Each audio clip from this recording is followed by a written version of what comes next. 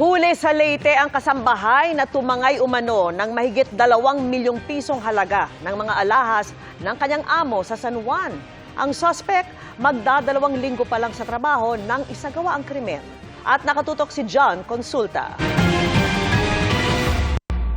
Sa kasagsagan ng bagyong Christine noong October 24, makikita ang pagsakay sa elevator ng 24 anyos na kasambahay na ito na pababa ng condo unit ng kanyang amo sa San Juan. Nakunan pa ng CCTV ang pagdaan niya sa labi ng kondo hanggang sa tuluyang makaalis ng gusali.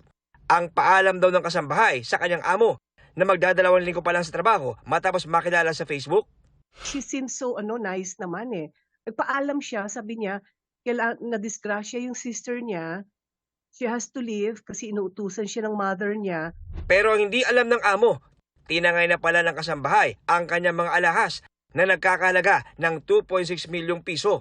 Agad na nagkasa ng hot pursuit operation ang NBI sa Leyte. Sige. Sakay sa NBI. Sa office tayo, sa office. Sige.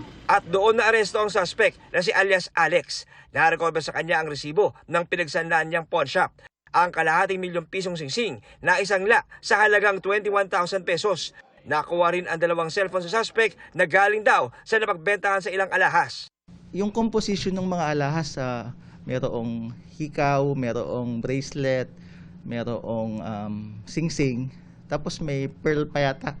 So estimated value is around 2.6 million.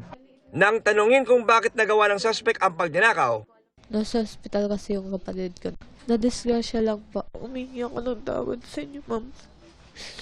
Pero kung hindi niyo ako mapapatawad, okay lang naman po. Walang katotohanan yun. Kasi upon apprehension, tinail namin sila from outside of their compound to their house. Galing sa gimikan tong ating mga suspect together with their sister and some of her friends. So, I don't think na nigalos wala kami nakita doon sa sinasabi niyang kapatid na hospital eh. sinampanan ng reklamong qualified theft ang suspect. Susulatan din ng NBI ang pinagsanlaan ng singsing ng suspect para mabawi ito. Maharap din ng pawn shop sa paglabag sa anti-fencing law. Muli namang paalala sa mga naghahanap ng kasambahay. Conduct ho tayo ng malalim na background investigation o background check man lang, no? Para malaman ho natin kung itong anong klaseng tao ho itong kinukuha natin. So sa ngayon ho kasi kadalasan through online lang lagi eh.